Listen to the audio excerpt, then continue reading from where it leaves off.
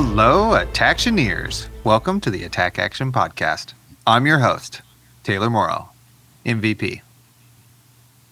And I'm your host, the Calling Honigman, and I'm still having a baby. I'm Blake Meyer, and I went and saw Megan 2.0. And boy, do you not have to go see that one. And I'm Zane Johnson, the forever student. Whoa. Is that a Flesh and Blood card? I don't know that one. It's not. The Olga card, it looks sick. Oh, you guys haven't seen those spoilers yet? The suspense is killing me. Except everybody listening knows what suspense is and we don't. Colin, where'd you first see that? Out on them social medias, man. Like the X's and the BlueSkys, they be talking about it. You got the Google alert as soon as they changed their BlueSky banner photo. I once set up like an overly complicated thing that would like send me an email if the Flesh and Blood website changed. It did not work very well, but I was like, I need to know when like they update the articles. Obviously, deep 2020 when this happened. But Totally. If you can't tell, we're recording this on the 30th, which is the day before suspense and stuff happens. So by the time you listen to this, when that news has dropped, You won't even care about what happened at King Kong. It will have happened, and that's why we didn't talk about it. Is what I'm trying to say. yeah, If you're watching I this, gotta come clean though. oh, go ahead, Colin. Yeah. I do not know what suspense was and just heard about it moments ago. Back to you. Back to me. If you haven't noticed on the YouTube page, I'm holding what can only be described as my most valuable player trophy from last week's adult co-ed softball league game that I was awarded. So I thought it said beef on the fingers, and I was like, that's sick. that'd be cool. It says BFF exclamation point for best friends forever. So you get this big trophy, and then you got to carry it home, and then I have to add something to it for then our next game, and then I get to choose the next game's MVP. So in our crushing defeat 19-2, I caught 3 fly balls in a row. So that was great. You really That is a crazy wrinkle. I was like, isn't your ankle busted? How did you get an MVP for an entire season? You're like, it's for a 10-minute portion of my life where the ball was hit to me directly 3 times. It was 3 different innings, and each time it was hit to me, I freaking ran that thing down and caught it in mid-run. It was impressive. What do you look like when you run? Probably fast, athletic, majestic, powerful. Arms back. I do that when I take the field to get energy. I say, Naruto run. It gives you energy. And I do it. And everybody loves it and cheers. Nobody laughs ever at any of my jokes at all while playing sports. You're like 5 years older than everybody, or 10 years? There's a gap. There's maybe a 10-year gap between some people on the team and others. But I would be on this particular softball team in the upper echelon of elders. Whereas when I play basketball for City League, I am the youngest person on my team. It's a different dynamic. The only joke that is catching on is when I just yell out sports, yeah, when I'm just excited about sports in no particular moment. That's the only thing people are like, yeah, I guess that's funny. Why are you yelling sports though? I'm like, dude, because it's sports right now.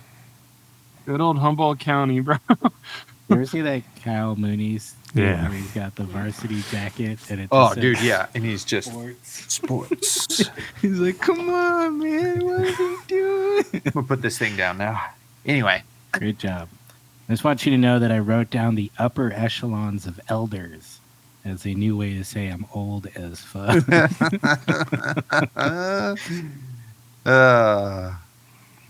anyway, I'm enjoying softball for the first time ever. We also have uniforms and hoodies.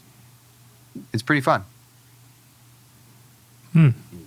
Yeah. Bird, okay? Yeah. I hear you. Yeah, we're just rubbing it in our own faces again.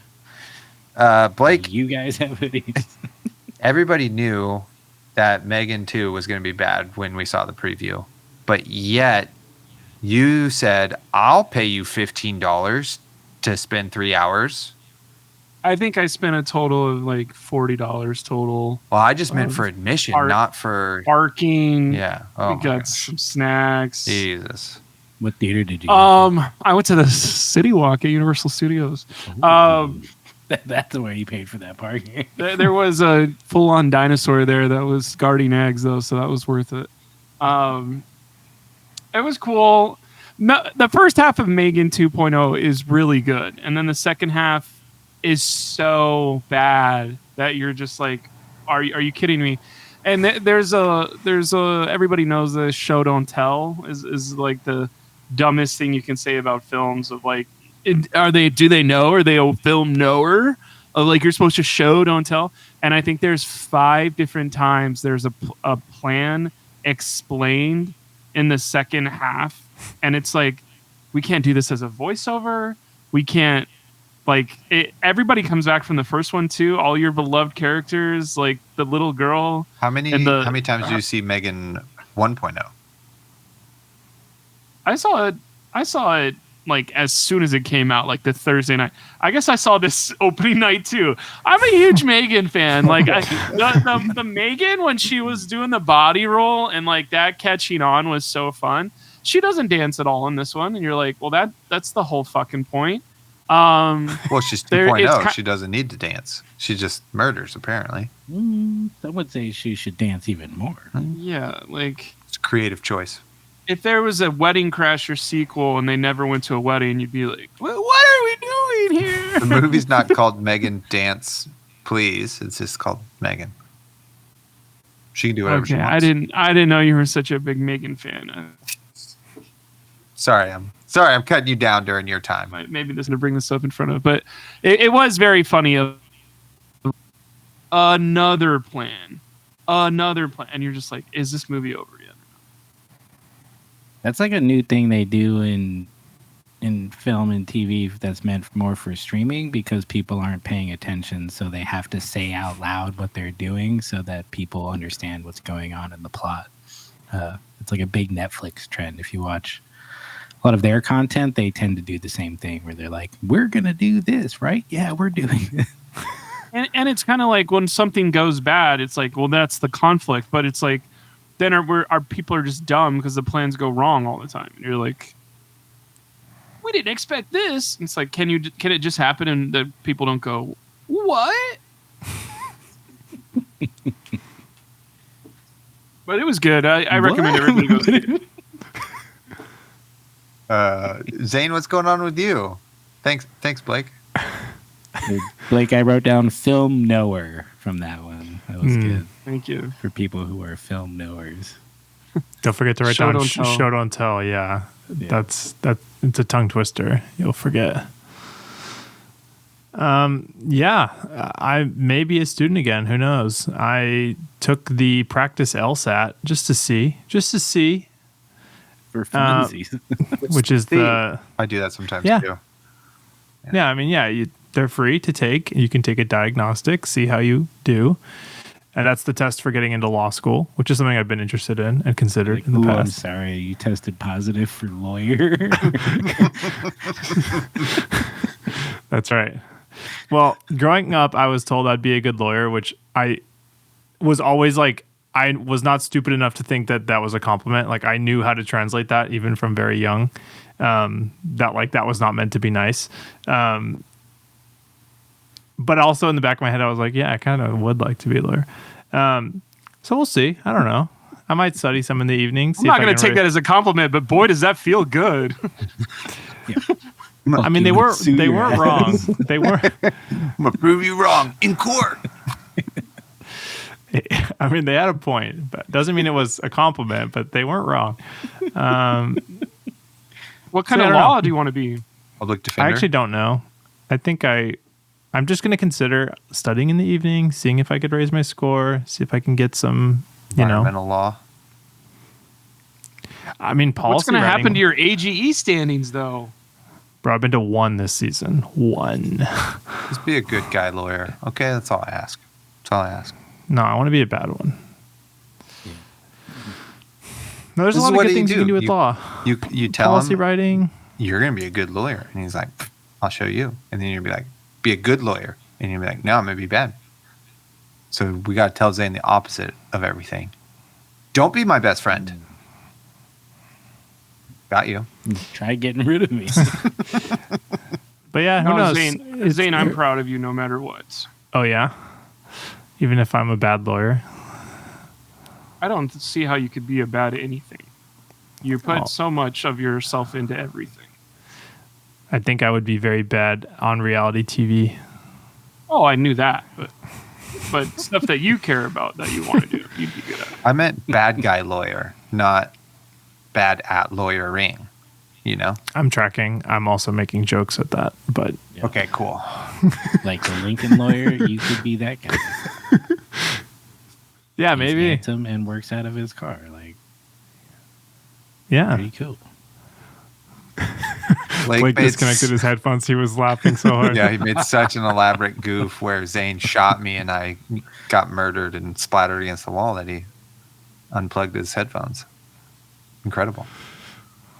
Watch the fucking podcast, okay? Stop just listening to it. Go fucking watch it. It's really fun time. We're all So Colin, handsome. I heard there's not a whole lot going on with you, and that's why no one has mentioned anything, right? Is that correct? Yeah, totally. No biggie. Not the whole Mm, life is mhm. changing. Definitely not like a monumental shift in who I am and who I will be, but we're just out here hanging out. It's getting hotter, fucking having You've been a good watching time. Love Island. I haven't, but I need to What I need did to get in there. What did The Rock try to? He tried to do a hostile takeover of like the DC universe. Remember that when they got him like casted as Black Adam, and his like whole thing was like, the power dynamic in the DC universe is about to change. Is that kind of what's like going on with you, Colin? Yes, exactly. Okay. Okay. This child that has no real consciousness yet does not know what they're in for. Like I'm the power in this household, and he will learn to play Flesh and Blood and other board games. So I have someone to hang out with and play with at home. Hell yeah, little baby You know. Gravaniel. Just playing the long game. Gotta get, what is it? Is Flesh and Blood 14 plus or 16 plus? 16. Oh, 16. your We're kid breaking the law won't. there for sure. Your kid will not be able to play Flesh and Blood as a brand new sets because he's gonna have to make it to 14, and this game's gonna have to make it to 20 to have little baby Gravaniel open up fresh packs at an armory. I think Gravaniel could get it done at 12. I think so. Perfect time to play some Reinar since he hasn't LL'd in 12 years. Hey. Great segue. That's what we're going to be talking about on today's podcast is Living Legend, including our favorite bands of all time and our least favorite bands of all time, etc. I think Oh, you yeah. said bands. I was like, oh, we're going to talk about music too? That's fun. We could. Yeah, Who cares? pavement. Nobody All right. even listens End to of the our segment. End of the main topic. We'll talking about bands. favorite bands. Before we talk about the unique rotation system of Living Legend, Taylor, I heard King Kong's got nothing on you, That's, and your Regicide deck. that's correct. This weekend was the first tournament in the new Golden Gate Battleground series, or as we were just calling it, the Battleground.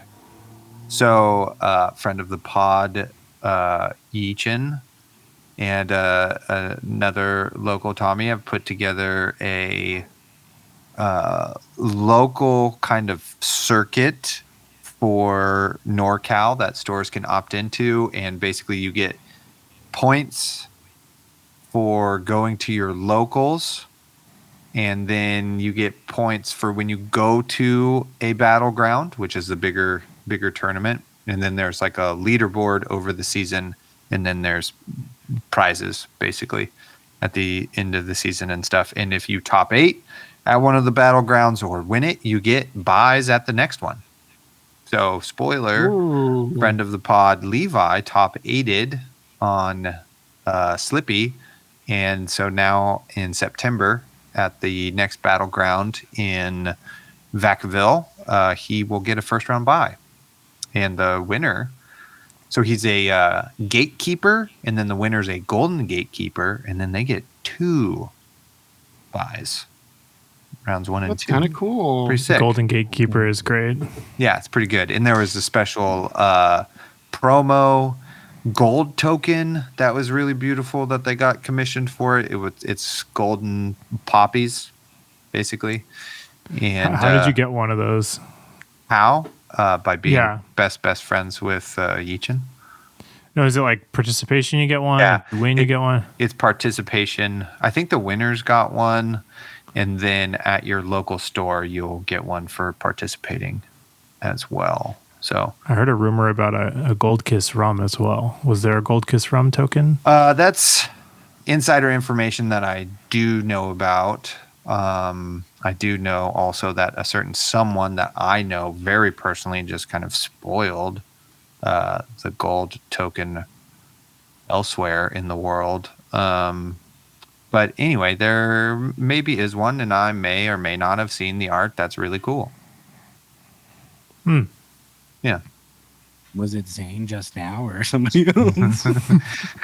I believe Zane spoiled the gold token around. I didn't say what it was. I said he had art commissioned for it. Okay. Posting it willy-nilly. It's all right. I still hadn't seen it until about the tournament happened. And then it was a tournament. We had 60 people. We had 70 people sign up. We were lovingly calling it California Nationals, as it was as big as some of the other countries' nationals. And it was a great... all the SoCal boys showed up? No, 0 of them did, because they couldn't handle the heat. Too good up there. Bigger than any of your AGEs down there you've had for a while. At least triple in size. AG's having a rough day today.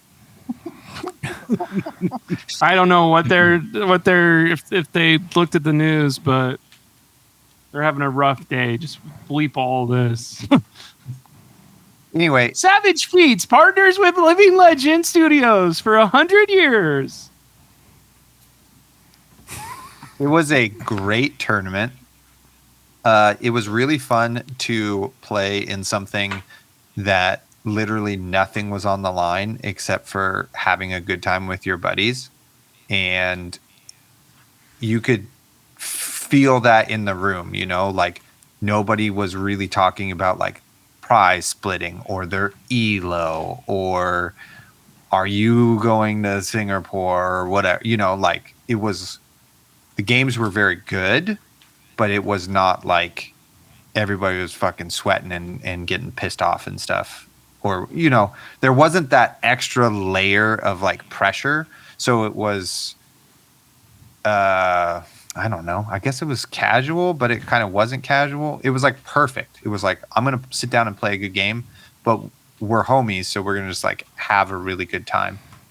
And I brought Arachne Huntsman, which nobody believed and was really, it's just like the best every time when you sit down and you're like, I'm playing Arachne Huntsman. And they're like, what? I'm like, yeah, this one. And I show them the picture and they're like, oh, okay, let me see that. I have to read that again. So I have to read it. Oh, he must not have been playing for a couple years and hasn't gotten the new cards yet. And then they have to read all your contracts and then, you know, et cetera, et cetera. So that was super fun. I did 0 practice, built the deck purely on theory, and I went 3-3. And in my 3 losses, I Well, my loss against Syndra, there's like nothing I can do. I did not put enough cards in there, and probably actually needed to practice that matchup. It's just too many. You just leak too much damage, and you just like slowly fucking die because you're just on a whatever it's called, flick knives countdown, as it just clock, as they say. Yeah, slowly murders you. I lost to Verdance also. Shout out to Mars, who top 8'd. Very good game. The Verdance matchup is pretty fun because they just are like going to combo you. So you kind of like, since you have control over the top of the deck, you can be like, oh, there's a health pot. We're going to put that to the bottom. Or there's a rampant growth, put that to the bottom, etc. So we were playing, it was kind of like a cat and mouse game if I was trying to get his combo pieces out of the deck so I couldn't die, and he was trying to play his combo pieces, etc. and stuff. And it was a very good back and forth game. I had a bad beats in that game though. I had tempo. All he did was attack me with Evergreen, and I was like, hell yeah, I'm gonna take 7. I had Surgical Extraction in hand, a blue Coercive Tendencies, Tunic was up, and in Arsenal I had Codex. So the idea was to play Surgical, pitching the blue. He blocks. Coercive, banish a blue, get Go again, play the other 0 for 4 contract I have in hand. It also has Go again because of Coercive. Then play Codex, Tunic, CNC, and just wreck him, especially because he was off Arsenal. And so I'm like, I sit in there and I'm going, should I play Plunder the Poor first or should I play Surgical? His last hand only had 1 blue, and I just bottomed a blue, and the hand before that also had 1 blue. So there's got to be a blue, right? He probably runs almost 30, etc. Probably a blue. He'll also overblock Surgical, so that'll be good. Play Surgical, Arachne Trigger, don't see a blue, bottom it.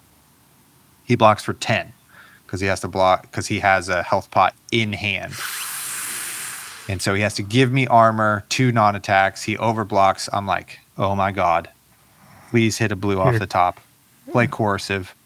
I see Ring of Roses, Sink Below, Rootbound Carapace.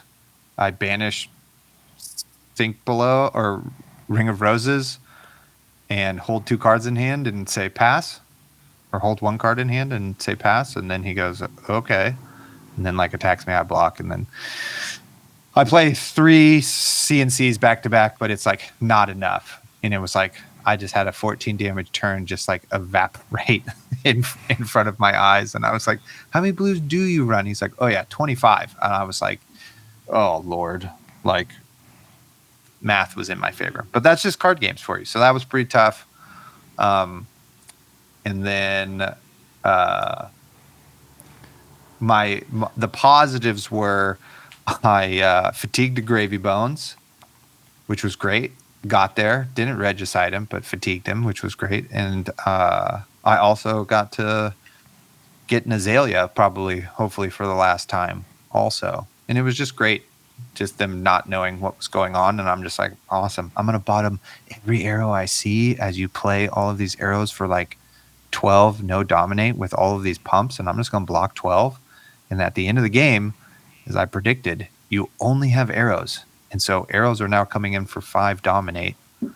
And I don't even care if it's red in the ledger because I'm going to play 2 reactions on top of this bad boy. And I do you want to hear what the commentator said about you? Sure. Because I was watching a lot of Flesh and Blood on Saturday as I took 5 naps throughout the day and saw the world by looking at this national champions, this random AGE, the national championship of Houston, the national championship of, and I was like, who is on commentary? Because boy, they have a style. I think it was Yichin and Oliver. No, right? it definitely was. They were telling me the whole time they were just like talking shit about everybody. They were talking shit, brother. So they were like, we have to rectify something. They didn't say rectify. They said it whatever word means rectify that they said. But it was there's not 4 Arachnes. It's actually 3 Arachnes and a Huntsman. And it was like, who's playing Huntsman? And like, I think you went 2-0, right? Or yeah, I went 3-0. I went 2-0. So it was like, if the Huntsman wins their third match, they'll be on stream next round. And I think Oliver was like, well, that's not gonna fucking happen. I was at round 2. I was at table 1, and I was like, oh fuck, I'm gonna be on stream. This is gonna be bad.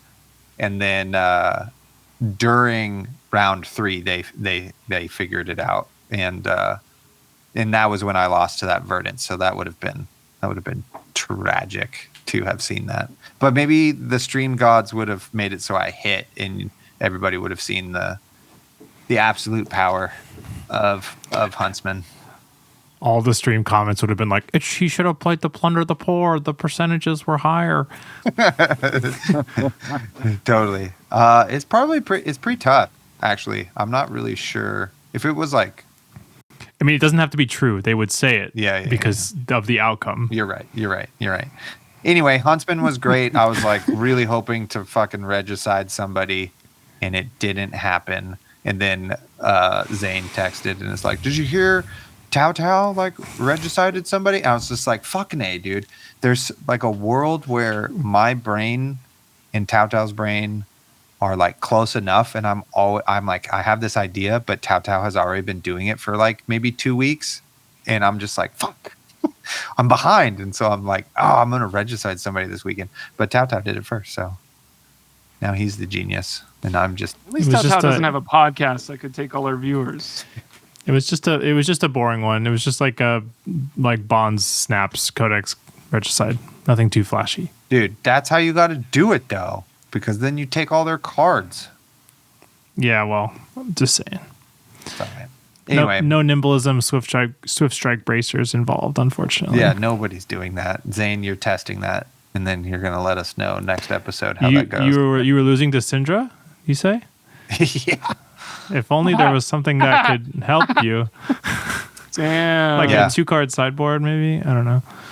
Like too calming much. breeze. Too much. No, that's not going to help you. All right. Well, you play that matchup and let me know. So I also beat Patrick Jones, which was great. Friend of the pod, Blake's best friend. So you're welcome, Blake. I made a huge mistake and broke Black Text on Already Dead and thought I had Leave No Witness in Arsenal, but instead it was a Shelter. And I broke Black Text, looked at my Arsenal and went, oops, sorry, pass. And then thank God Patrick bricked a hand when I went Graven Call for 10, and he had all 4 2-blocks in hand, and then I killed him. What was he playing? He was playing Vincent. Which that matchup's kind of close, but you just overwhelm their Banish Zone, and then you're 0 for 4. That banished a Rune Gate card is a 0 for maybe 8 if it hangs out there long enough. Did you get a big Eradicate on the weekend? I did not. I mean, I did against Daniel on Prism, but he was like, that game was, I thought very funny because I was like, okay, I have a pretty big turn here, and he just played Pierce Reality. I'm going to send this big turn, and then as long as he doesn't have, like, I don't know, Erudition on this next turn, I should be fine. I should stay pretty far ahead. And then he had Erudition, and I was like, fuck. How do they always have it? I know. And then I kind of got back in the game, and I was like, okay, perfect. I drew a Popper. So as long as this isn't Triumph, I'll be fine. And shabam, it was Triumph. But so then I was so far ahead, He only has 9 copies of it. I mean, it could have been Protection. It could have been Ravages. It could have been another Erudition. It just could have been anything, you know. And I believe you me, I am bottoming all the Triumphs I see off the top. But it was like Graven Call for 6, and then and then it was like I followed up with Eradicate, and he just like said no blocks, and I banished 4 cards, which was sick. And I got 4 silver, and then he played Light of Soul and revealed a blue, and Patrick was sitting there, and he was like, "Oh, too bad you just lost all those yellow cards to your Banish Zone." And then I was like, got him. that I lost. Nice. It was great. It was a great weekend. I had so much fun hanging out with everybody, and like I said, it was great to just play a tournament where people weren't like trying to get a gold foil or something. You know, people were just hanging out, playing good games. How much was entry? $35. Damn, cheaper than AGE too. Crazy. Yeah. So there you go. Oh yeah, that's the first GGBG. The first GGBG, next GGBG is in September 13th. So if you're not going to Montreal for the world premiere, you could go to GGBG. July 13th? Nope, September. Oh. The next one's in September? Yeah, they're like every 3 months at different stores. Quarterly, some would say. Yeah, I guess I'll talk to you when my life has changed 300 more times. We're going to be in 2 wars and teach at 3 different schools and sheesh. War's Four over. 4 different bands and And speaking of bands, no bands. That also happened today. True. Love a big no ban announcement. Lots of, Why do you think there was no other words? There's a couple people that think all kinds of stuff. And Oh, wait. Before we move on to this conspiracy theory, I totally forgot. I have to shout out Teddy and Andrew, who are fans of the podcast. They love what we do. Teddy, on my way to the bathroom, was like, "Hey, I don't, he's trying to be polite, but he's like, will you sign a card?" And I was like, I totally would love to. I have to pee first. And then he was like, I saw you talking to a bunch of other people, and I was going to go over there and talk to you and be like, hey, will you sign some stuff? You're Taylor from the Attack Action. Because you said that on the podcast. And then, of course, when he did this, I was around nobody, but I was just so happy. I was like, oh my God, thank you so much. You do listen to the podcast. This is great. So we took photos together. I signed their arachnes, Andrew's wife, Anna, maybe. Sorry if I got your name wrong. Thank you. they're like, sign these yellow Freestafrails. They're my prized possessions. No, it was Huntsman, a marionette, and then maybe something else. I can't remember. But hell yeah. anyway, it was great. Thank you guys. You made my day. Just getting to be famous for a second. Very sweet. So, Is there a card you wouldn't sign off the principle? anything with your face on it. So I'm then, not in the game, bro. yeah. So I would sign basically every card. Like's in that Musly guy, right? Boast. Boast. Most? Is that it? Yeah. Posted a picture in our Discord of our super fans and me looking cute. Oh, really? Let So me that go you check guys that can out. look. They are right now. I Lake's the boast guy, for sure. he is. Boast. Boast. Great Your toe. fans. Boast. Gilded Gator. That's awesome. I'm really glad that it was a successful thing. I think it's cool that Yichin went out there and just like, it's like, here is a thing that you can do. And then the stores were like, okay, let's do it. Yeah, totally. It's like, it's nice when stores care. I feel like sometimes stores don't, and it really hampers people's experience of this whole genre of gaming. So that's fun that they're doing that. It's fun that, it's more about playing the game than just winning the whole thing. Which, I'm sure it's still about that, but less so because of money reasons. But that's super cool.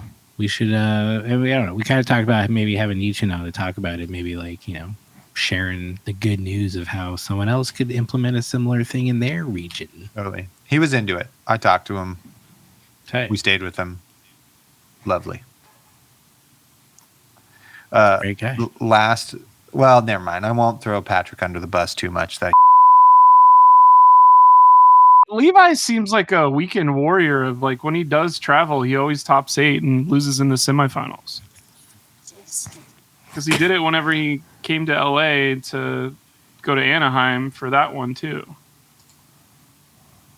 Yeah, he's excited, you know. You know, he trains against me every week, and so he's pretty good.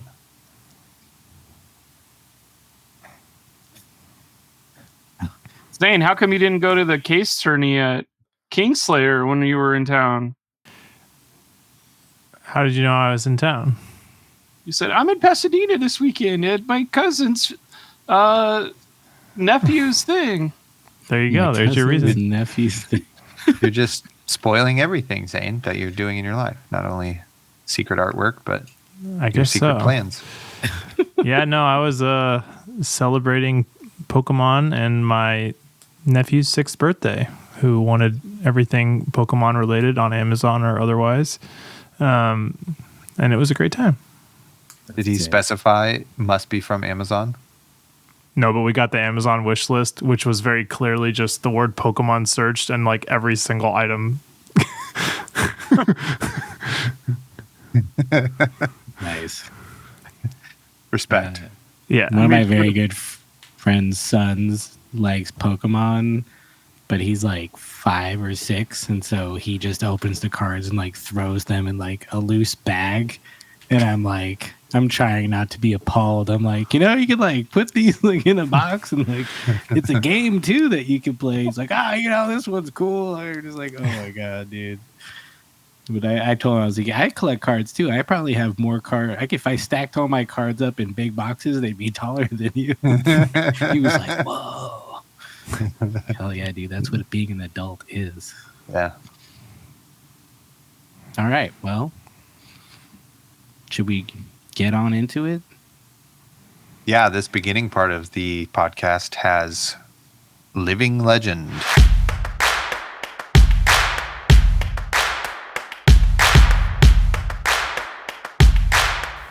We've reached the Living Legend status of the intro.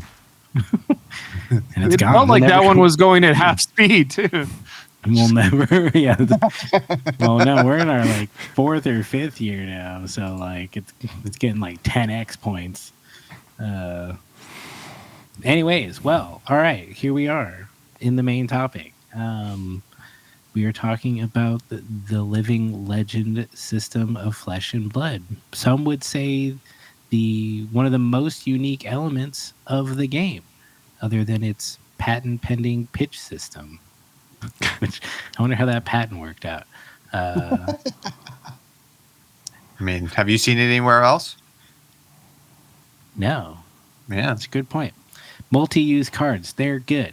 Anyways, so we thought it'd be fun to kind of talk about Living Legend. Feels like it's always a hot topic, no matter what. There was some recent changes. It has in recent years become its own eternal format, and that format is being forced upon everyone for Worlds. That's correct? Yes. Presumably. The threat of forced Living Legend format. Look, you could not play those rounds. That's true. You get a bye if you won your national championship. Is that how that works? No. That would if you're a golden gatekeeper from the tournament. Yeah. But I think at first it would be fun to kind of look back at the evolution of the Living Legend system, which when it first came out was a much different system. We had a roll of honor, which I think we still kind of do the roll of honor of like people who win events with a hero. After they LL, they all get listed together, which is super fun. But for this, when it first came out, a hero had to win 10. God, what did it say? I have this open. I went to the internet, right? The Internet Archive to look at the old versions of the Flesh and Blood website because I wanted to know exactly what it used to say. It was like 10 wins of anything that's like, because we didn't have armories yet, so it was like any tournament.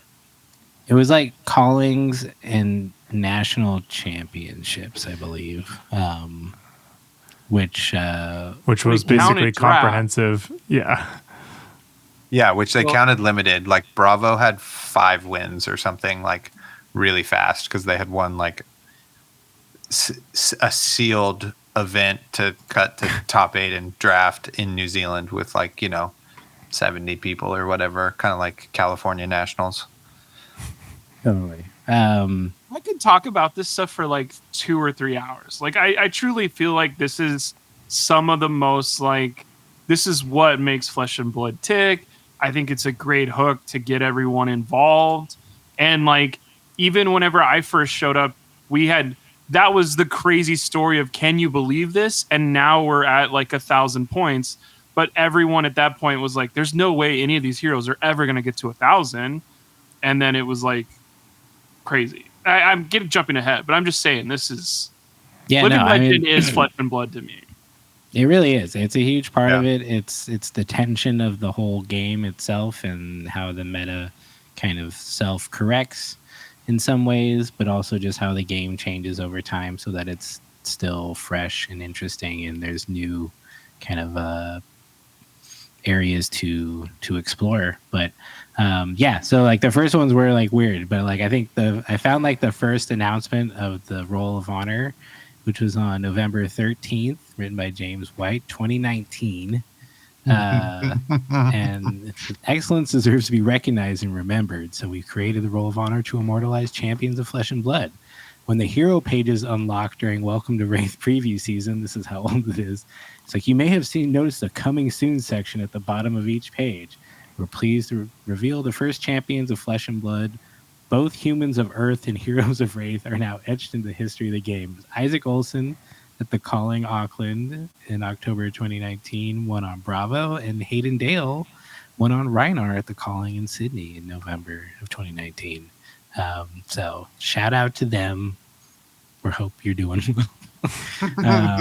But yeah, it was just a super cool thing. And I remember even when we got into it, it was already being 10 isn't a lot of, it felt like a lot because the pandemic happened and there was no major tournaments. So it's we're never going to get there. But then once the Calling in Las Vegas happened, it was oh shit, this is going to happen pretty quickly. Yeah. Which, is why in July of 2021, they announced the kind of revamping of that system, which was just before Vegas, right? Yeah, that was September 2021. Yeah. So then they announced the change. We're moving to a point system. They have to reach 1,000 points. It wasn't a Calling, a shit ton of points. Wasn't that 400 points or something like that? I have it right here. Let me see. Wasn't that much. I think Worlds was 300 Worlds at the was time. 300. The Calling was 100. Pro Tour was 200. Okay. Which that's part of why Icelander LL'd so fast, because she won Worlds back when that was the number. Yeah. And then they kind of backdated people's points. I think they removed the limited format portion of it. But yeah, and then that kind of set us up for where we are now. Where we're still living in the 1K point system, but now we have the kind of scaling time-based version with half points for your first year, regular points for your second year, right? And then 1.5 for the third year. Is that what? Yeah. Yep. Yeah. Did the Wayback Machine say, "Wow, this has changed 17 times in 5 years"? No, they don't. It's actually really interesting that it was hard finding a lot of the information because the structure of the website changed so much. Now that it supports multiple different languages, all the URLs kind of changed. So a lot of the old ones don't exist anymore. So there's only archives of certain portions of it, but there's actually a lot of stuff, and it's it was really funny to see I found the first page that was the total under construction page of flowers, and it's it's coming soon. And then the first Flesh and Blood page is just not a lot there. But they were already like cranking out. They had articles and stuff already set up, which I think all of them are still on the website. If you go to the oldest articles, it's like development stuff. But it was kind of interesting to go back and look at all that stuff and see how it changed over the years. But actually got to where it's at now faster than I remembered, which is interesting. But yeah, so that is Living Legend. It's the way this game rotates, which a lot of people say there is no rotate. I don't know. I feel like people used to say that more often, like, oh, there's no rotation in this game. It's like, well, there is. It's just not based off of an arbitrary number of sets or timeline. It's just based on, it's only related to the hero. The heroes rotate, the cards stay there, and it's really all about, I think one of the interesting things, okay, where was it? It was like, the philosophy behind it was, I think this is still what's written on the site, but create dynamic metagames for constructed tournament play and support long-term utility of card ownership, which I think is just like a really nice idea of like, we want what your investment in this game to be meaningful over the long term and not just have a bunch of trash that you don't ever need again, which like you still kind of do with a lot of the cards that get printed, but a lot less because you could technically still play all of them, which is fun. So yeah, that's our Living Legend system. And like Blake said, it's a fun, cool thing that I think has, definitely attracted, people from other games because of their frustrations with, how rotation works in them and like the economics behind that. Well, and too, it is a constant point of discussion throughout the history of the game too. Like even when Monarch was happening and stuff, or KO and Kano are two viable decks, people are saying like, misreporting results so that heroes get less Living Legend points or blah blah blah, those sort of things, and having to like track that, the drama of tracking that stuff down if it's true or not. And it's a huge thing in our game that we're constantly talking about all of the time, and this is like a crazy time in the game too, the modern Flesh and Blood, where we have not only new heroes, in their shorter lifetime LLing, but then like all of the Arcane Rising heroes are about to be done for, and so it's kind of a, I don't know if this type of thing will ever happen again, where we're like, Zen's gone, all of Mistveil's gone, and Aurora's gone, and then Dash and Viserai, Kano and Azalea are also all gone, like all in kind of really short succession. So it's kind of, I don't know, a fascinating moment that maybe we will think about for years to come. My thought process on Living Legend was like, oh my gosh, this sounds so cool, because I'm coming from Pokemon trading card game. And Pokemon trading card game is very much, there's 3 years for the cards are legal in Japan, but it's 2 years in America. And sometimes they go, it's actually 2 and 3 months or 2 and 6 months because we want these cards to stick a little bit longer. So some of these cards get rotated because they're at the end of the year after only a year and a half of play. But some of the most annoying cards could be around for 2.5 years. And what I didn't like about Pokemon was, are you playing the Charizard deck? Well, of course not. I don't like powerful things that are really cool. I like the more like, I'm going to play the Beetle that shoots over spread damage one at a time to try and take your whole bench out at one time. And I was doing a mill deck in Pokemon. Both of these strategies are tier 3 decks. And one thing that I loved about like Flesh and Blood, like in Pokemon, there's tier 1 decks and then the decks that beat them. but it's mapped out where they kind of know what the meta is going to be as they're doing it, and they will release a card that's specifically for the Charizard deck to like shut down that bad matchup for like the last 3 months of its life, so everyone can get their time in the sun of like, I'm playing the Charizard deck with the one that cuts out your items, and now you can't, boss is ordering me correctly, blah blah blah. All this is Pokemon terms. But what was in my mind for Flesh and Blood, and I don't know if it's ever been true, but if you pick the worst deck and you play it for years, you will have your time in the sun one day. And that has been in my head since the beginning of this stuff of whether you like the best deck. It's Prism. I didn't get Footsteps out of my Monarch boxes. I'm going to play this other hero. I did get a Scabskins. Okay, I got a Scabskins and I got a Tunic. What can I do with this? I got a Tectonic Plating and I have a Grasp of the Arcanine. These legendaries are very expensive at this time because there's not a lot of boxes everywhere. What heroes can I play? That was very much driven of what legendaries did you get out of your small amount of boxes. Nobody was buying 7-8 cases in my area whenever we were doing this. So I'm picking Rhinar. I'm playing Rhinar. I know how to beat my Bravo matchup. I know how to beat my Prism matchup. There's some I can't beat Chain to save my fucking life.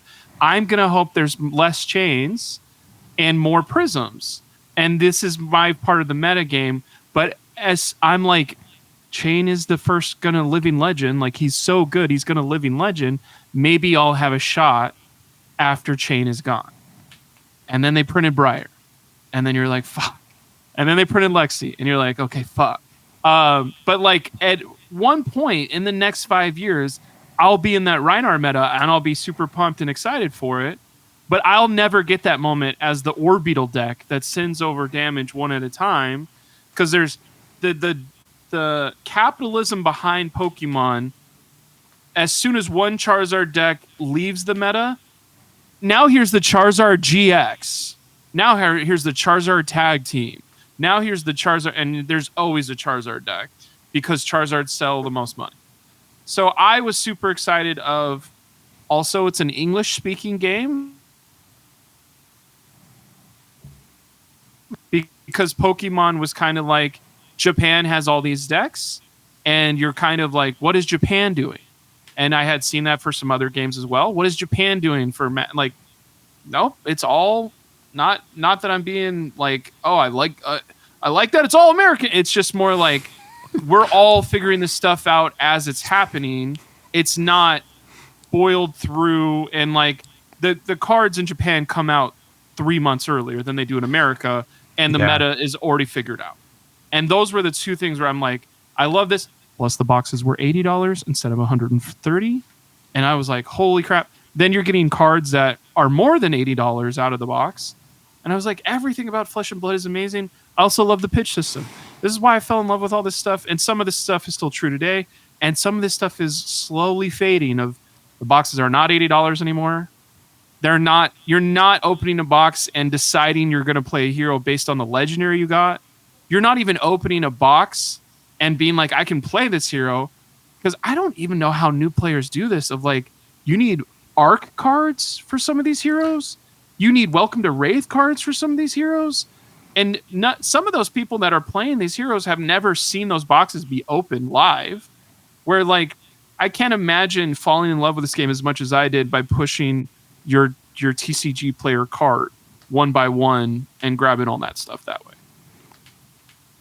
As you're saying that, I'm actually wondering if the game is going to eventually like attract Magic players at a higher rate because it will be more similar to Magic, you know, in the sense that like that's how Magic players interact with the cards, right? Like Magic decks are largely built via, you know, stitching together TCG player purchases as opposed to like, oh, I opened a Scabskin Leathers.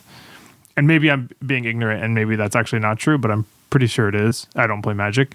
But I'm wondering if like that's going to be like it already is kind of a change in flavor of the game, like you're saying. Like back then it was like if you're lucky you got a legendary in a case and that was your only one and you were happy that you got one in your case, and like it kind of felt special. Like you may have been the only person in your area with a Grasp or a, you know, tectonic plating or something.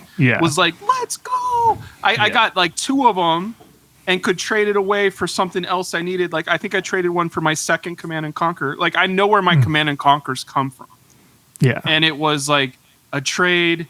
I got one in a pack from Las Vegas of just walking in a card store and be like, give me 2 packs of this, not knowing I had the $800 card in my pack because I didn't play it yet. I would just got 2 packs and like bought it from somebody who's like, I'll give it to you for 70. And you're like, you're amazing, my favorite person ever. And I think it's kind of hard because you can't have those first love moments 5 years in. But I definitely see these brand new players who are like, Levi said, this is the only way you can play Marlin, and this is the lit. And you're like, oh, bro, you gotta live a little, bro. It is interesting though, Zane. You're like right. Like, you know, one of the things, right, was like opening product and then being like, oh, I guess I'm a blah blah blah main now, and like that just like doesn't happen, right? Like the boxes aren't made to do it that way anymore, to where you like open product and then you're like, oh, I got a hit, so that's who I'm gonna play. That's exciting, class loyalty, you know. There is like little hits of it, like even in Discord every so often when a new set comes out, someone will be like, I opened 6 packs and I hit the Marvel hero. Now I really want to build it, you know? And so there are still the organic moments, but it's a lot of people's like second deck or third deck. You know, I'm not seeing it as often with like a new player being like, I'm a free agent. Oh, nope. Now I'm playing this one. It's like new players opening. Oh, I hit a Marvel Marlin. Well, Marlin's not that expensive to build. Let me like, which again, don't attack me if that's not true. I'm pretty sure she is expensive. Yeah, that's the other thing. Yeah. And exactly what you're saying right now. I think there is one moment of, because it was like, what could you buy 2 boxes of and build a deck? Like you could buy 2 boxes of Welcome and 2 boxes of Crucible and build a Welcome hero for sure. Have 90% of your deck. I think now you could buy a Gravy Armory deck and 2 boxes of High Seas, and that's what I would recommend. Of like, this is your first $300 purchase, and you'll have 70% of a Gravy deck, and like maybe you need to trade for the other stuff. That is, you're right. As we were talking, Zane and you, I think Gravy will be popular because of that too. Yeah, that's how you're picking your hero now. Is you're going to a store and you're seeing what the armory decks are, and you're like, oh, this guy's name is Gravy? That's crazy. Or you're like, look at this. This guy's the hype. I'm this guy. This is my guy. Yeah. Whoa, it was all the way out. That was crazy. Speaking of armory decks, I purchased a Dash.io armory deck today. Because Ian in the Netherlands won nationals on Dio, and I had Dio built pre-armory deck, and I had never like got Cerebellums or Fast and Furiouses or whatever, and I was like, maybe I'll build it at some point. And then he won nationals with it, and I was like, you know what, I'll buy it. And then I was going to buy the singles, and then the deck was like the same price, and I was like, oh, I'll just get the deck. Hell yeah! All right, so I have a question. Get us back on topic.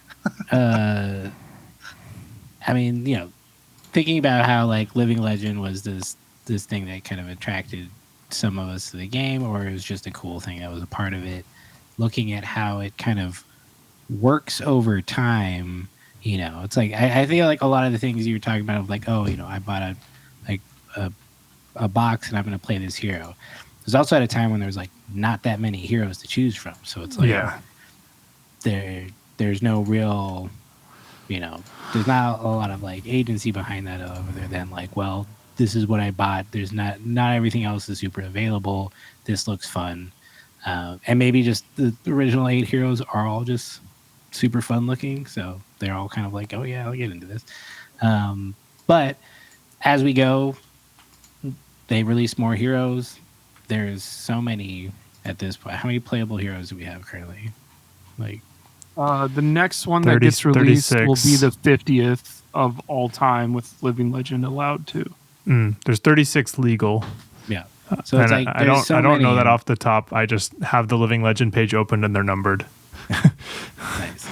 You know, so like, is this like a consequence? Like, and also like kind of thinking of how like the game, people are interacting with the game, it's becoming more like Magic, quote unquote, or Pokemon, and how they're interacting with it. Like, is that a effect of just the Living Legend system like not rotating fast enough, and or is it just because the game has reached a certain like number of people playing it, that's how just a larger portion of people can like interact with it, whereas like when it was very small, it felt like we were all kind of like out here figuring this out, kind of more together, I guess, than, you know, I don't know. It felt like back in the day, it felt like you kind of knew everybody that played Flesh and Blood for the most part. And then it got so big that it's like, I don't feel like I know anybody, if that makes sense. So yeah, just curious, like, is that, would you count that as like a fault against Living Legend of like, okay, like, because there's so many heroes that are available and they don't rotate fast enough, maybe that like, you know, new sets and new heroes don't, you know, their only big impact and they're kind of like the chance of opening them drives a person to play them is only driven by like them being busted or something. I do think there is something to heroes not LLing fast enough and therefore creating like the hero bloat that they're talking about. And I also think there's a delicate balance with the whole Aurora situation, which is why my original take on the LL change was generally positive to like, this is not that big of a deal. Because I think it will help shrink the roster, help a new, you know, when a new set comes out, you can kind of build a deck based on more of that set as opposed to like, oh, I need to look at all, you know, 100 sets that have come out ever and figure out what 2 cards I need from each one. And, you know, the cards are still legal, so like they may need to go grab some weird common from Crucible. But I do think that like speeding up LL and shrinking the roster a bit will actually be net positive for the game and as a whole. I think the thought process for me is this is what makes Flesh and Blood unique.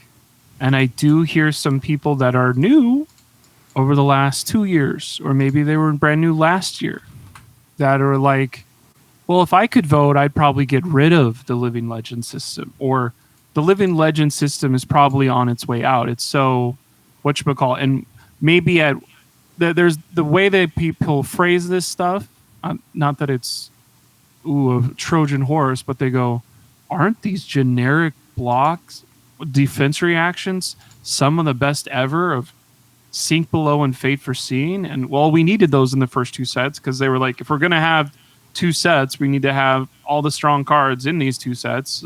Because if we only get 2 chances, we might as well have a, like, I think Welcome to Wraith is the best design thing of all time. And I think that gets you 5 years just on a goodwill of Welcome to Wraith is so good. And maybe everyone hasn't drafted Welcome to Wraith or been around Welcome to Wraith or don't understand those heroes, because it's one of those things like Jaws doesn't look really scary if you've seen all the horror movies from the 00s, 10s, and 20s. But Jaws blew people's freaking mind 50 years ago. And I think, yeah, literally like last week, I think. And I think what I'm trying to say right now, like, as more people come into our game from other games and they're more comfortable with their other games, they may try to, don't California my Texas, but it's don't magify my Flesh and Blood.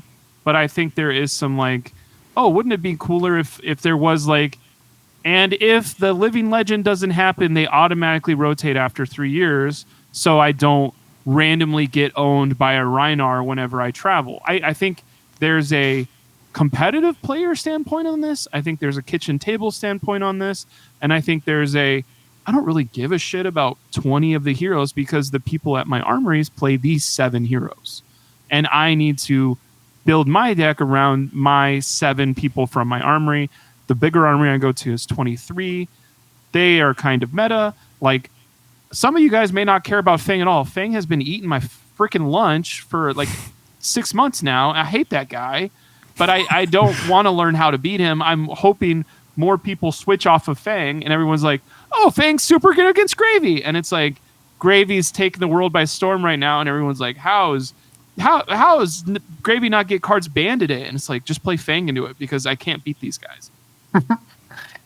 Yeah, I mean, it's an impossible task, right?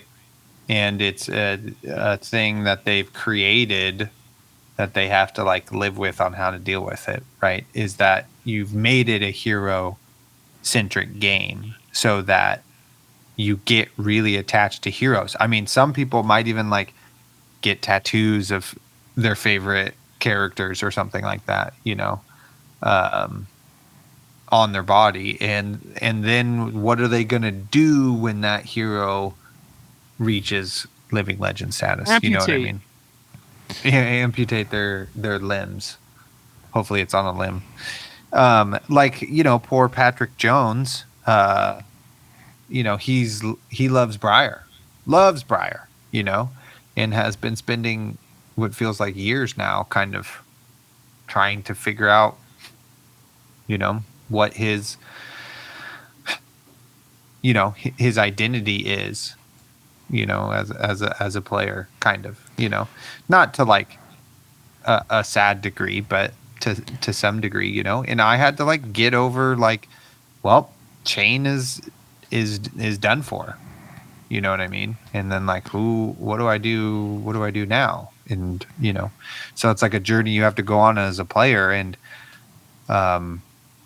you know, if I wasn't as invested in the game so much that I have like a podcast and stuff, I might have just kind of waned off of the game. I'm not sure, you know. So it's I don't know what the solution is, but is there a problem? I don't think there's a problem. I think honestly, I mean, honestly, I feel like there's not a problem in that there needs to be a solution, but I think they've created a problem that is like that they play out in how they develop their game, right? Like they set these standards. They say these cards aren't rotating. We will ban shit when we need to, but like, you know, we forever will build upon this. And we've kind of seen how they can approach that by either just kind of straying away from like generic cards and, you know, or like, you know, they just don't remake, you know, if they're going to make, if they need a new Sink Below in a limited set, they just put Sink Below in it. You know, it's like, so we've kind of seen how they kind of deal with that problem. You know, but I think that is interesting of like, they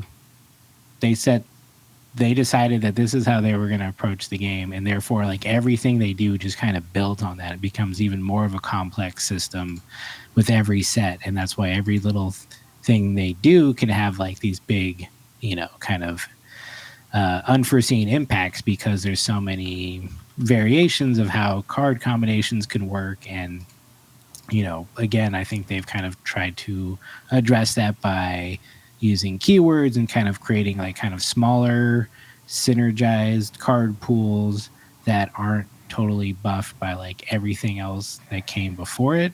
You know, but I think we've seen that work for and against new sets and like hero powers and ability to be competitive.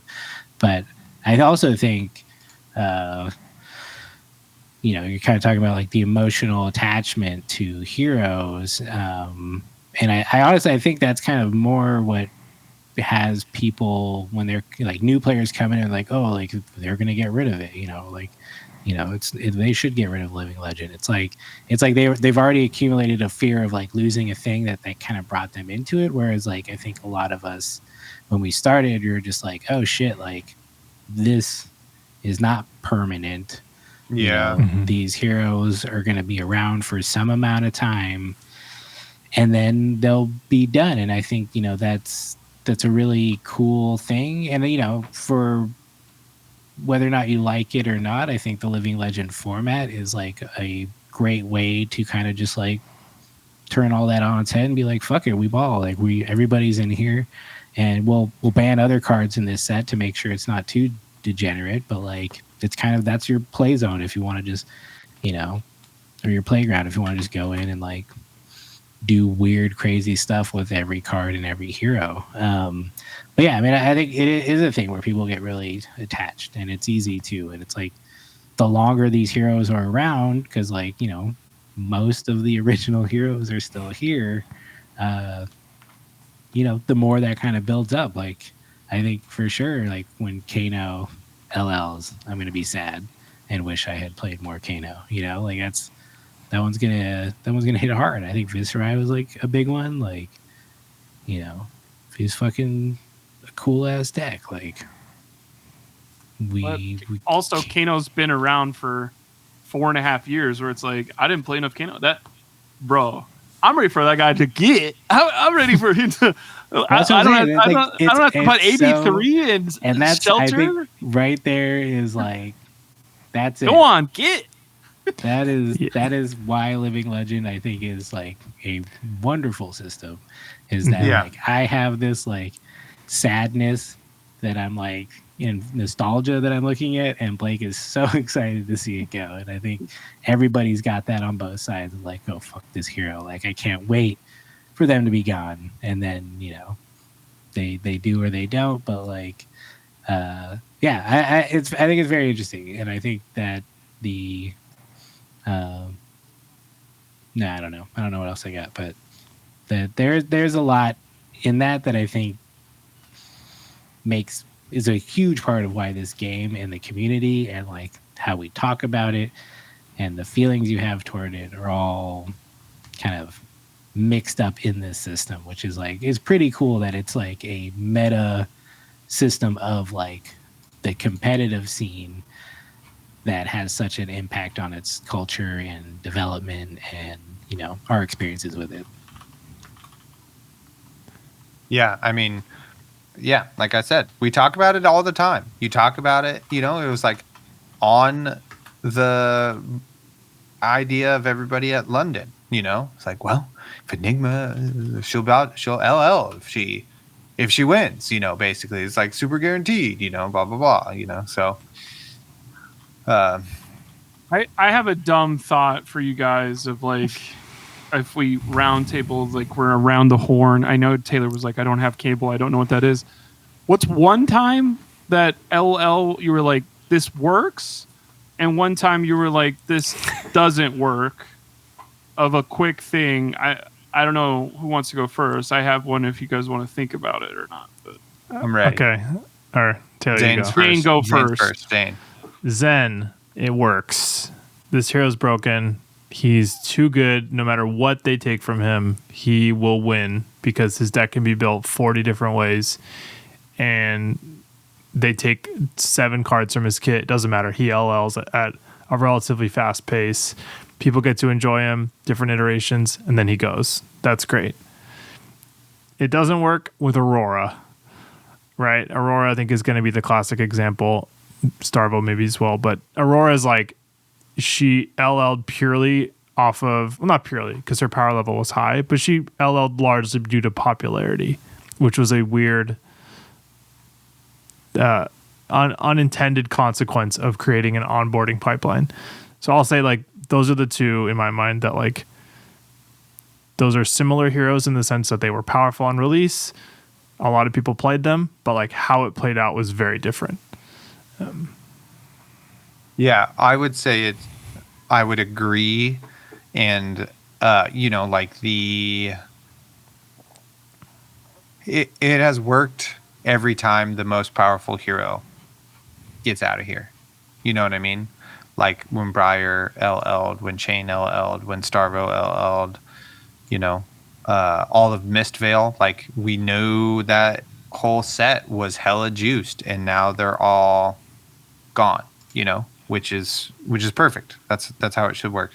And I agree with saying, like, you know, as we were sitting there talking about the LL format briefly, I was like, you know, one part of me is like, well, that's just full of a bunch of decks I fucking hated playing against.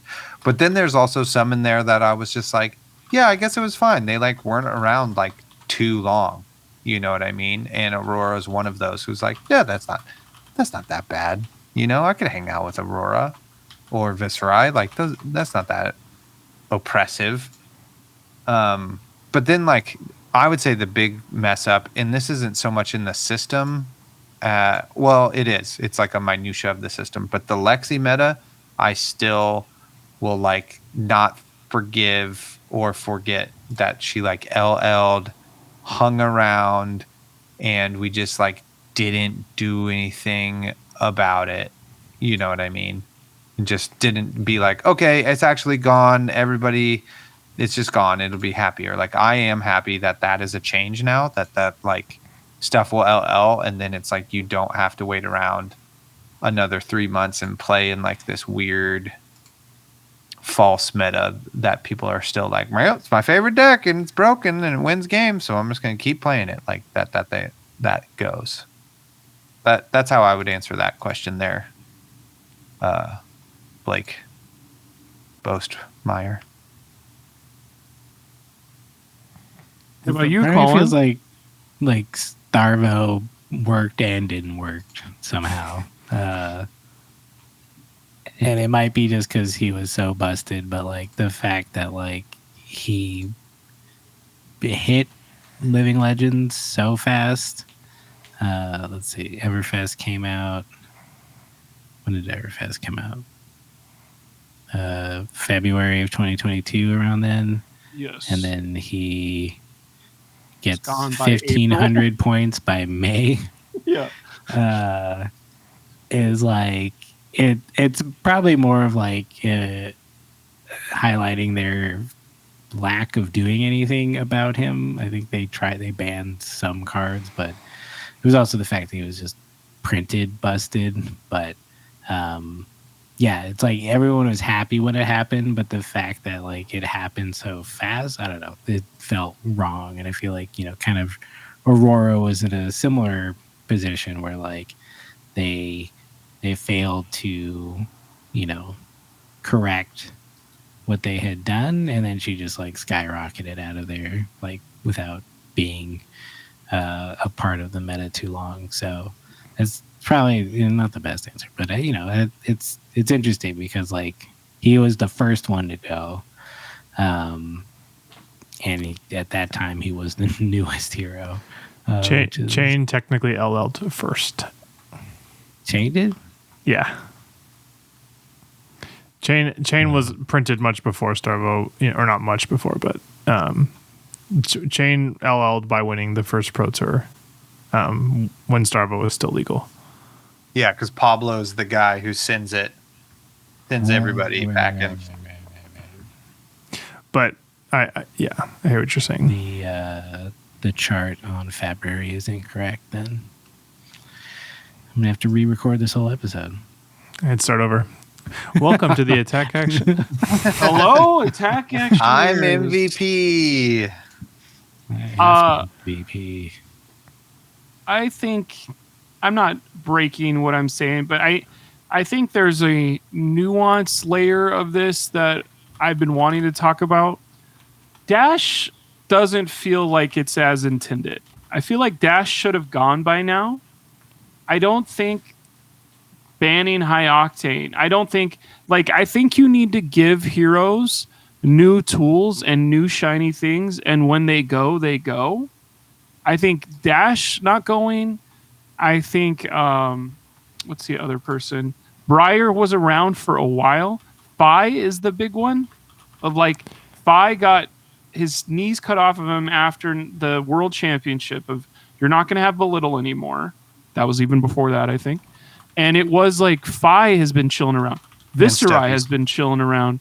And so has Dash.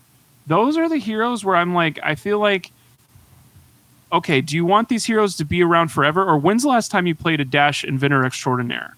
that they were dead ass playing that hero and not like I'm doing the full fatigue package. LA. And it's like I haven't been in forever. I haven't played it down. Like that hero has effectively living legend because they stopped supporting it. And she's been at the top of the leaderboard with 900 something for I think at least a year now.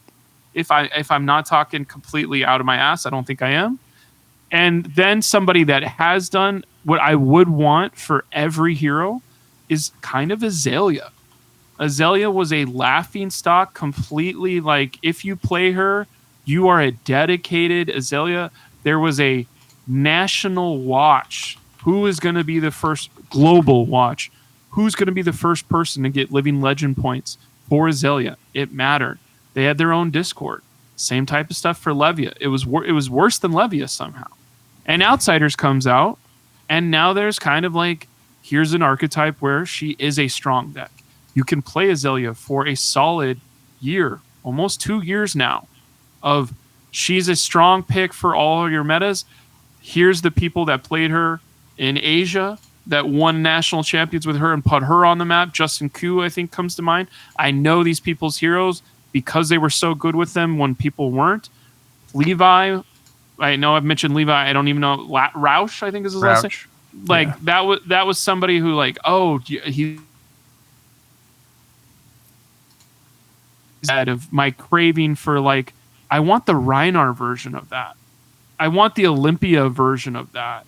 I want the heroes that have been in the background forever to have that Azalea moment of not only did those cards help Lexi and Lexi went first, but like I think that's neither of these people have living legend yet, but I think Dash is a failure of this and Azalea is a pro of this of non-living legend stuff. Yeah.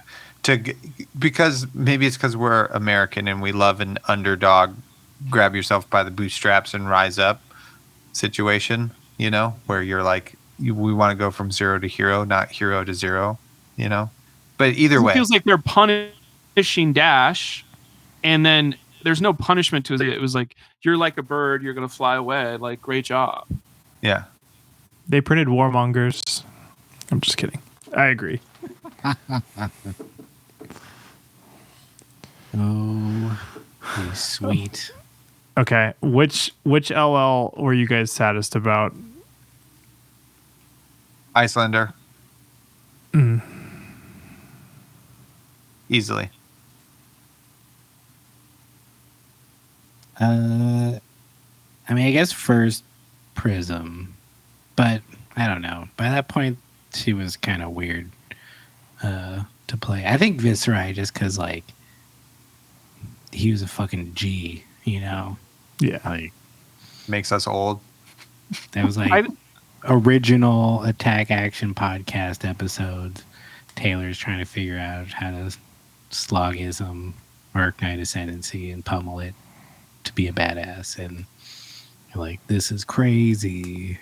What? Thumbs down, Blake. That was sick. It was hard as hell to do. There were no other cards, bro. Yeah, those are the only things you could do. We didn't have creepers. You had to rattle bones it back. Come on, bro. Yeah, rattle bones was a huge upbringing. It was dope. I agree.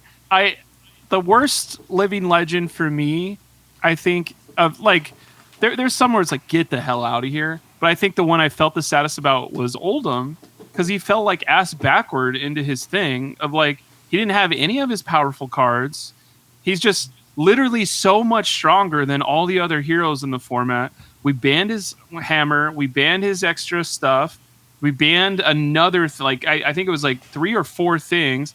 He didn't have. Did he have Crown all the way till the end? I think did. Probably. He did. Yeah. So like between Crown and his hero power and a 3-for-4 hammer that's 4 sometimes, it's like he can beat anybody. And it was just like, don't worry, we buffed, we banhammered enough. What is it called? Nerfed him enough, and it was like, no, he still won. And it's like, I think there was some like, wasn't that a great living legend lifetime? And it was like, I almost wish he had like gone quicker or something. Yeah, the story is more like, well, all the really powerful heroes are gone now from the set you were in, And just because their floor was so high, you are now just the de facto powerful hero, is kind of how that story goes. R.I.P. Oldhim. I fucking love Oldhim, and I miss him. I love everything about him except playing him or playing against him. But like, he was so... It was like the dumbest name, but he was so fun looking and gigantic. And a lot of the art with him was sick. It was just like, this is just like good theme and, game stuff coming together here.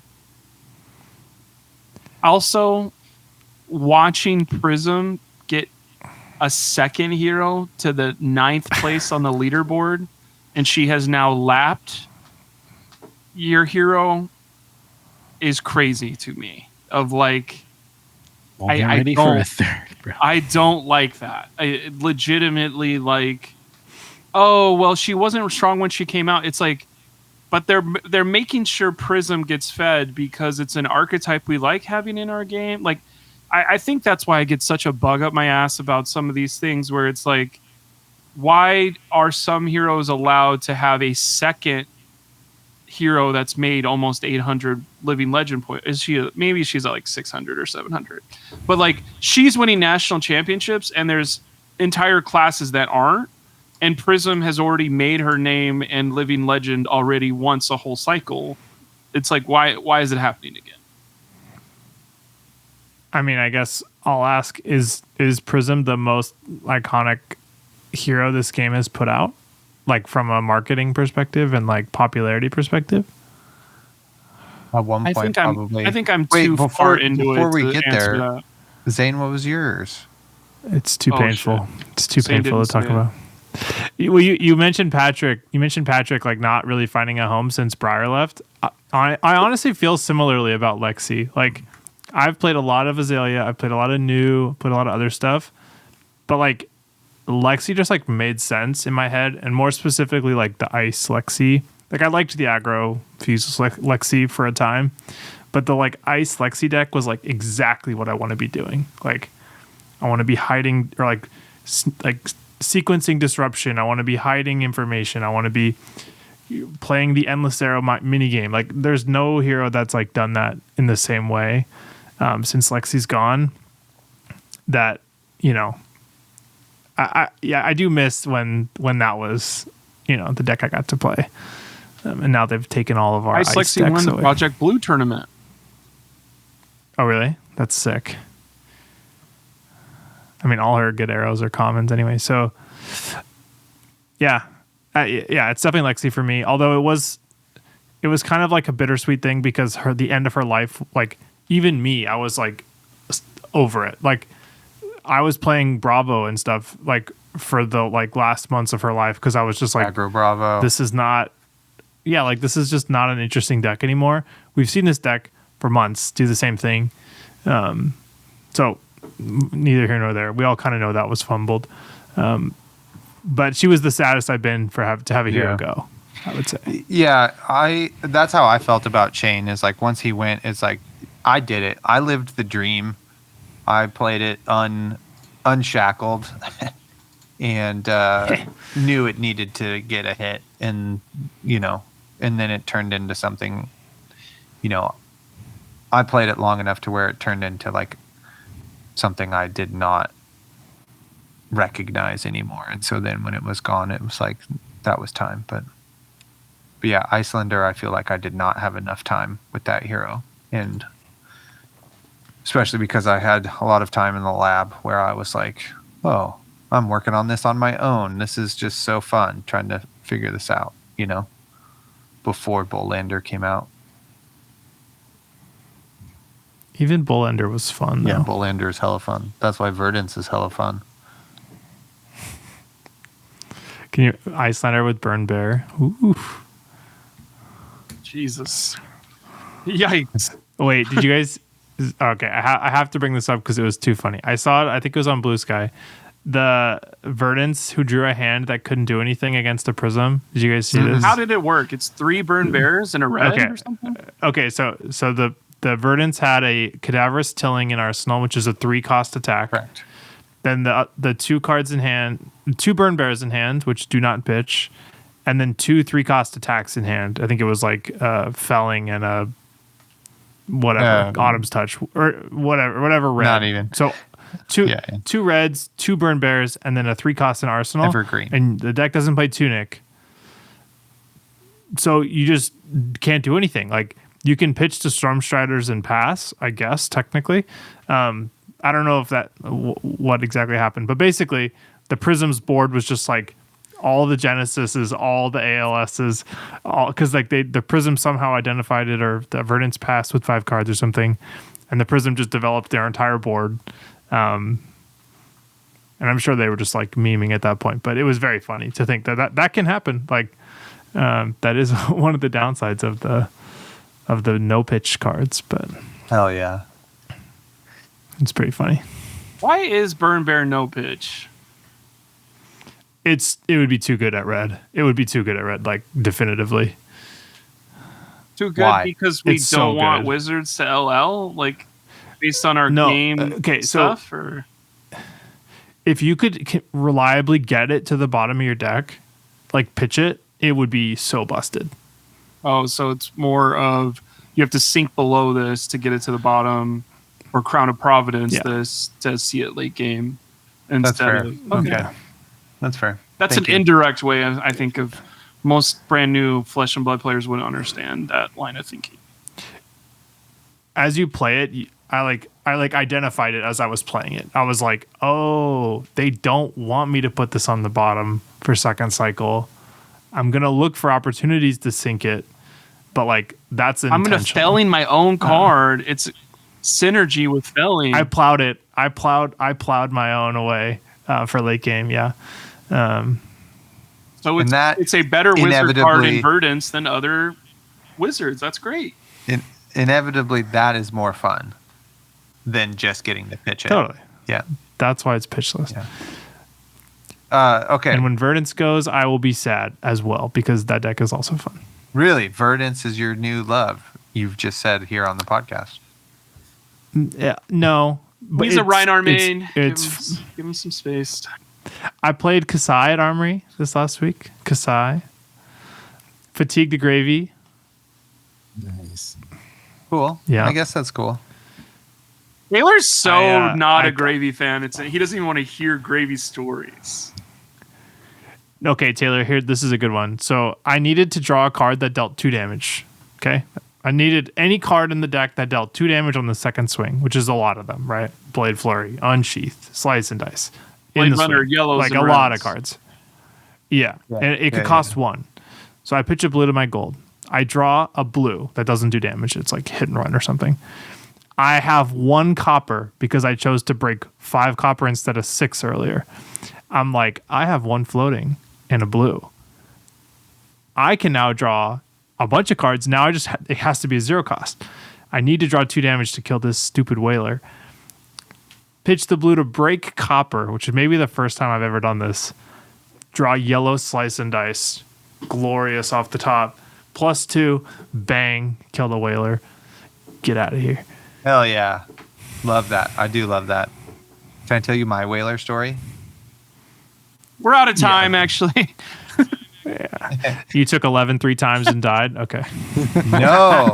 I had fucking arachnid that guy to the fucking bottom of the deck. And was like, hopefully he can't. And then he called to the grave, did right back. He can't cast it. No, he got other bullshit. And then finally Whaler came out and he couldn't attack with it. And I just the god shined upon me and Blanche was in my hand. And I was like, wow, I'm so lucky. And just fucking murdered his dink with Blanche. Just like soon as it was out there, 0 value. It was just so. But you forgot about the Sawbones, and then he Sawbones it. Nope, I had already banished and killed the other 2. So you're saying that his whaler that ate a Blanche got 0 value? Correct.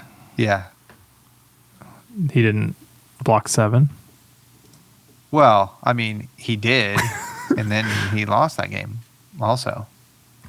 I was on 2 life, baby. We did it. Colin, you I come just in got Thursday so fortunate to play Gravy at the Armory?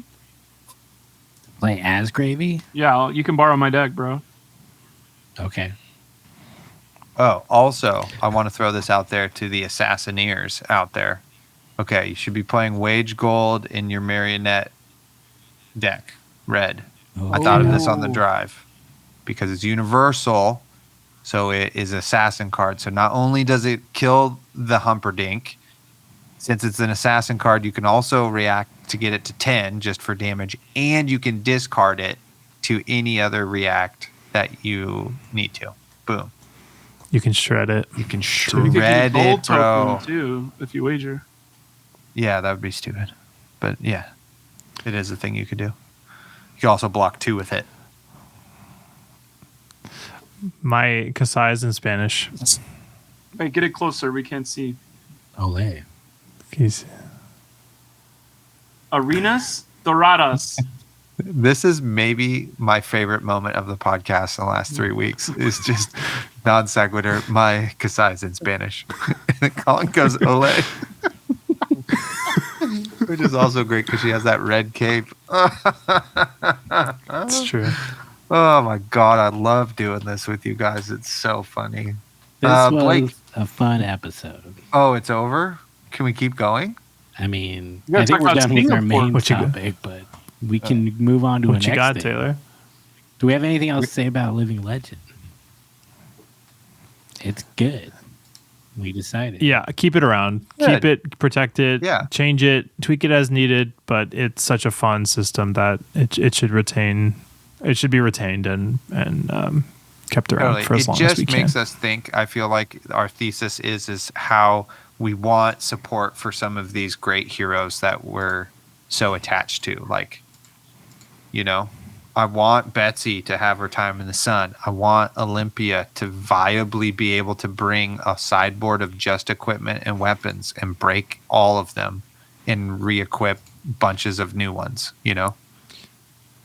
Want this stuff to happen. I think the final layer of Pokemon that I'll ever say on this. I was building Pokemon decks 6 weeks before pandemic happened. And then I was building Pokemon decks even though, like, because I have nothing to do during pandemic.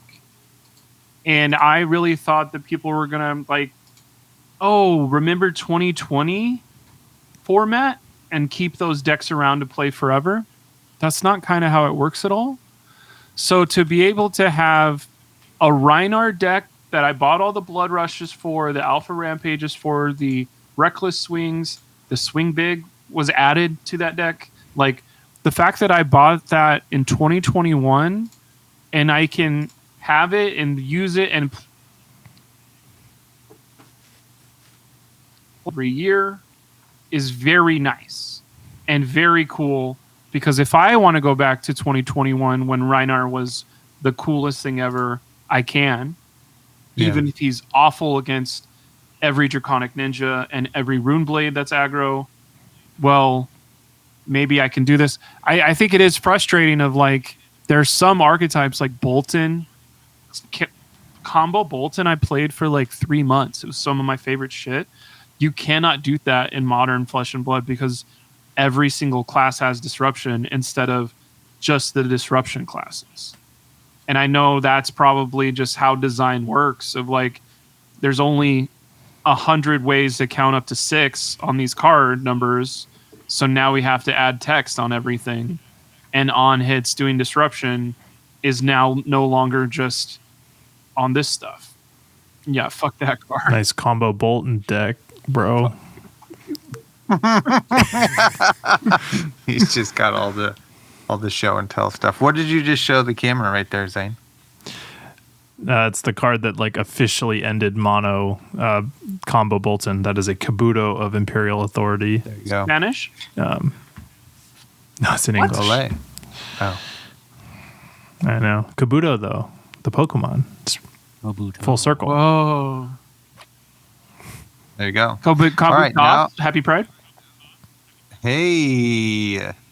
Now we're going to rank all heroes' specializations based on whether or not they're better than or worse than Regicide. Okay, go. Yes. I would say Banksy's worse than Regicide. I would say. What about Bank Breaker though? Is that specialization for Max? Surely. I mean, he's the only wrench owner. This is a fun exercise too for you to be like, oh yeah, this card, and you're like, nope, that's not a specialization. Like name Zen specialization right now. He doesn't have one. That's right. He doesn't have one. I've said this before, so everybody's gonna be like, "Oh, you said this before," but like the first 8 heroes all having specializations be tutors are so they have cool. 2. They have 2. No, them all having tutors is they all have a tutor. Is what I'm perfect. talking. Yeah, and then they have a second thing that either goes along with it or doesn't synergize at all. Like it is kind of frustrating when it doesn't synergize, but. And I know Katsu doesn't have a tutor, but his hero powder tutor, so it'd be insane. So it is 7 out of 8. Well, kind of. Like, he has a reverse or tutor. Lord of Wind kind of tutors in what it does. So maybe we can get through it. Mugenshi, but yeah. But yeah, I mean, he had a tutor, his hero text. Yeah, it's good. RIP to the specializations. They used to be freaking awesome. It does frustrate me that isn't a large part. Kasai has the best specializations in the game.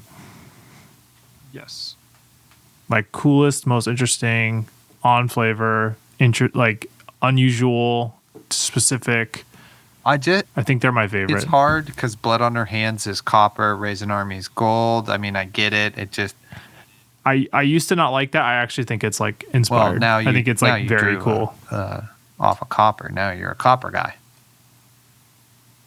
I think Betsy's got the best specializations. She might. That would be on my list. Those are pretty good. They're very powerful, very playable, and they have fucking awesome names and awesome art. They're the full package. They do. Yeah. I would say, I know I've talked a lot about Arachne right now, but I'm on Arachne. Coercive Tendencies is fucking sweet. It's fucking sweet. Okay? And nobody here plays Arachne Huntsman, so you don't know how good it is. Oh my god, I literally have only been playing it, but I found a list online. I found a list online, but it didn't have full sideboard, so I was like, what the hell is going on here? Yeah, you should have just contacted the owner. Would have been easy. You know who doesn't to sit down for my hour-long seminar on how to play. I think Victor has cool specializations. All of his are amazing. But like that's the difference between him and a hero from that set that's not great. Like you're like, oh, he got visit the Goldman estate and it literally made him stronger in every way. And you're like, oh, okay, cool, thanks. I have a legendary specialization. Like anybody that has a legendary specialization, a Fable specialization we saw once and then never again. Viserai has some of the worst specializations though. Oh, Become the Arc Knight, come on. Yeah, super good. So Arc Knight sick. Ascendancy is not good. Bequest the Vast Beyond. Now you're just making them up. You're making that one up. I do. No, I know that. I know what that does. Because we tried to build a deck around it. It doesn't work. Specialization. There's 6 specializations. Doomsday and Eclipse. Yeah. They're super cool. One of the craziest spoiler days of all time. Like, holy shit.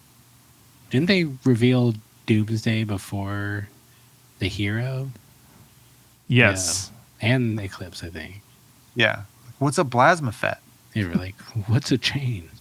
What's blood debt? What Dude, the fuck is this shit? Levia's Demi hero is probably the sickest specialization. I think my favorite of all time is Lumina Ascension, and it's not close. Of like what that does for you, and like it was so frustrating that V for the Vanguard did not like explaining it to everyone. Was like I'm gonna V and then Lumina, and it's like, well, it closes the chain and then you don't get it, so it's like when they don't work together, and everyone's like, no, they wouldn't design it like that, and you're like, oh well, they did, and we really should actually do a tier list and rank these. So, this would be a fun episode. I'm looking at them now. There's a lot of good ones. Last place. Amazing Ether. Oh, dude. perfect card. Yeah, so good. Plus Lessons in Lava, like they're really good. It's really, really good. Now. Even Showtime and Crippling Crush. Amazing. Yeah. I mean, yeah. And the art. And Oak and Old. We should- Oh, wait. We should include the honorary ones. Like, No, I think the Sacred Arts should count. they don't. Because, like, those were, they were not all created equal. Like, News was so much cooler than the other two. There's only one specialization in high seas. Who's it for? Skurv. Oh, Skurv. we're never Yeah. going to use that. Thanks for nothing. Yeah, Fucking they don't like specializations anymore. Genius's specialization is a fucking pipe. What a baller. That's dope. Hunted had a couple specializations. We got the mask. We got 2 slot cards. Like, Ring of Roses is the coolest one that's been the last year for sure. Like, I think that's what frustrates me is like everyone thought Demi Heroes was going to be the coolest thing and everyone was going to get a Demi Hero. Okay, it is pretty cool, though. And then I saw Ring I of have Roses 6. and I'm like, oh my gosh, Ring of Roses, you could design a card like that for every hero of like a legendary aura that sits on the board that adds to my specific hero's game plan. Bolton got the first Ring of Roses with the freaking necklace. That's a legendary, bro. It's the same thing. I remember when Dusk Till Dawn was coming out and they were like, your favorite hero doesn't have a legendary, but Prism has one. And everyone was like, she's literally legend. That wasn't even that set, was it? It was the one before. Dynasty. Is it Dynasty? Well, remember, like, Dynasty. they did Northern Winds and Anthem of Spring and some other stuff, all when those heroes were already LL'd. I've learned something disturbing. I've learned something very Don't tell disturbing. us. Spirit of Irina is not a specialization. Correct. That's why I said back off and shot you. It is kind of weird. It's literally You have to. his wife and him. Nope. It's not special enough. Beacon of Victory is not a I mean, specialization. only he can play Lumina though. So that's just so weird. Trust It's me, super There's weird. a lot of shit that LSS does that does not make a lick of sense. You also really need to watch the podcast, you, the listener at home, to see every time Blake Fake hits us in the face with his camera when we make a point he doesn't like. It's worth it. It's when he almost falls out of his chair. yeah, 'Cause totally. He can't believe what he's hearing. Yeah. Yeah, I love that kind of stuff.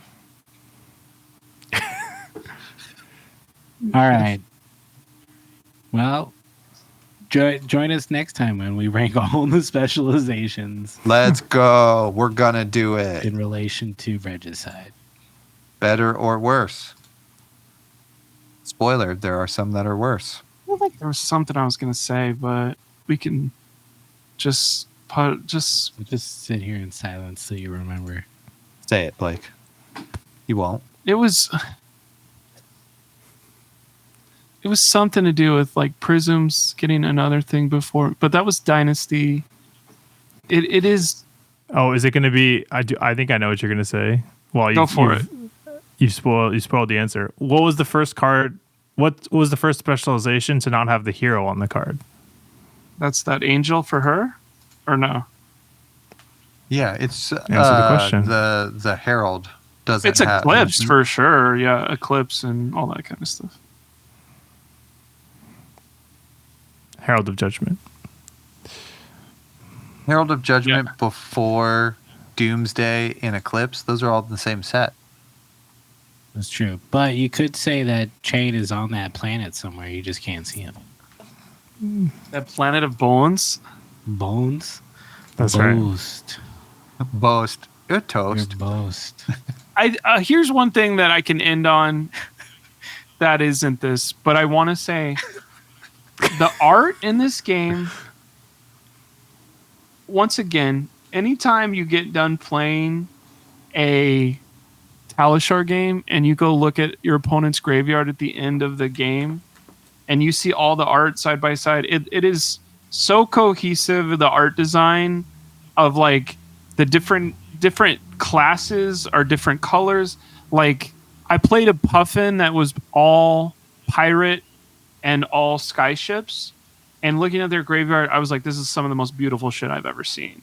And then like the gravy graveyards are insane too. I don't know why this is coming up at the end, but it's just I think even since even since like all my Reinhardt cards side by side when I had holos, when I was like, this is so sick. It's so sick every time, and like I really appreciate that. We should do an art draft. The game is good. This is also a pretty good meta right now too that I'm enjoying. Huntsman's back. We're regiciding. The game's fun. Check out those graveyards. They're beautiful. I haven't played in a week on purpose because I'm on strike right now. Okay. Find out why next time on. Okay, thanks everybody for being here. Colin is having a kid. His name is Gravaniel Bones Jr. Honigman. Everybody's doing great. It's a great game. It's great to see you all. It's great to be a part of it. Thank you so much for listening. Game to be alive. Don't go see Megan 2, or do go see it. No, we got to watch the 7th Jurassic World movie coming out soon. It still just blows my mind seeing Scarlett Johansson in that, and Mahershala just in those previews. I'm just like, so weird. There's just a weird casting choice for the millionth Jurassic Park. Feels like they should have gotten to the 5th one. That sounds fun. Let's do that. Yeah, totally. I love money. I'm married to Colin Jost. I have no standards. Let's do this. Mahershala is married to Colin Jost. Yeah. That's crazy. All right. Well, on that note, Colin Jost, Colin Boast.